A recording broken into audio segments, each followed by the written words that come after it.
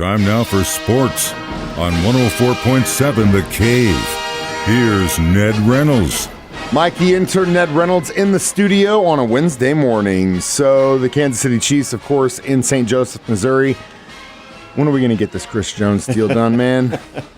In all honesty, I don't think it'll happen anytime soon, like in the foreseeable future. It will happen, but there are a lot of dependencies. He's holding out, he being Chris Jones, and he's holding out for the best extension that he can get. And Mike, it's possible he won't sign.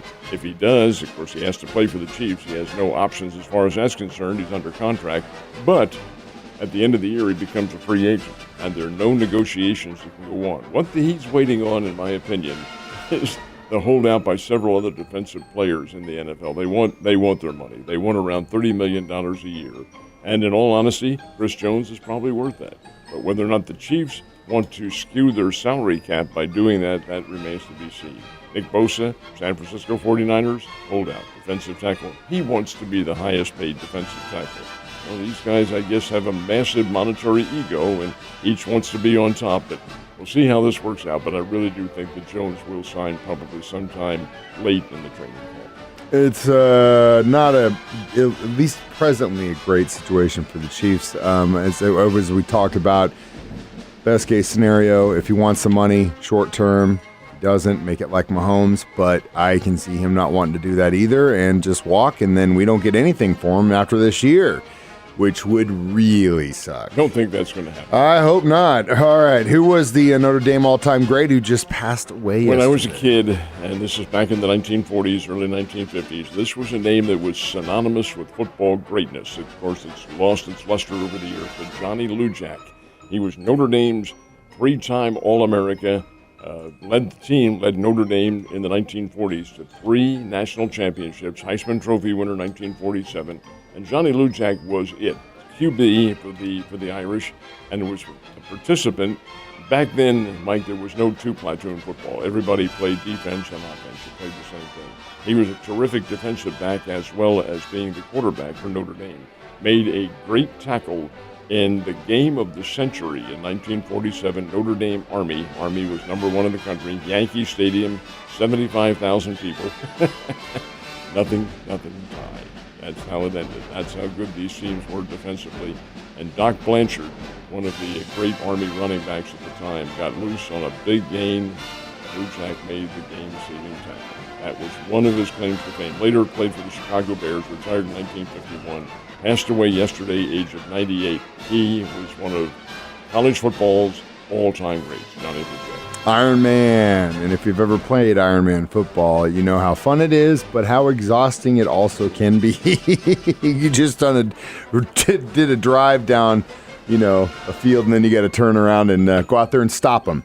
All right, shocking story concerning LeBron James' son, that heart attack, man. That's crazy stuff. This is Bronny James, who was here for the Tournament of Champions 2 years ago. Working out, he's been recruited by Southern Cal, and he was working out apparently with some of his teammates yesterday morning, and he collapsed and apparently went into cardiac arrest. Well, thank God all of the sports agencies in the country, all of the outfits that deal with sports, they do have the electronic devices that can restore the heartbeat almost instantaneously. We saw it happen on national television with the Buffalo Bills last year, and it happened yesterday with Bronny James.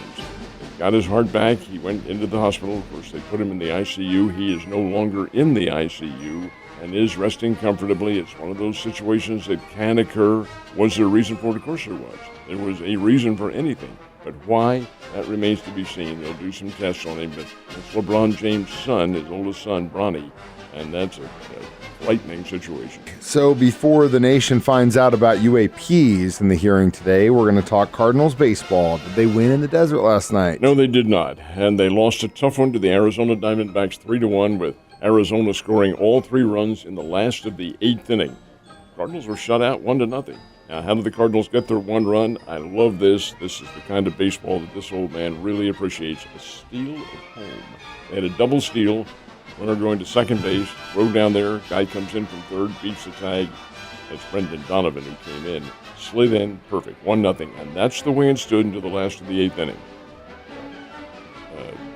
Steven Matz is pitching for the Cardinals, and Matz, who's had a really tough year, was pitching great baseball. But of course, with the Cardinals, you don't pitch all the way. Doesn't matter what you're doing, you get yanked. Here comes the bullpen. Well, this bothers me too. I'm pleased with one aspect of the game and really disturbed with another. But they bring in the bullpen. Arizona rallies for 3 runs. A 2-run triple by Corbin Carroll, who did not start the game. He was one of their star players.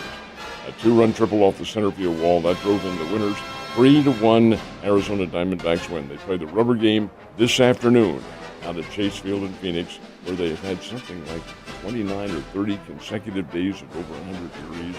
Of course, Chase Field's inside. Yeah. That does help.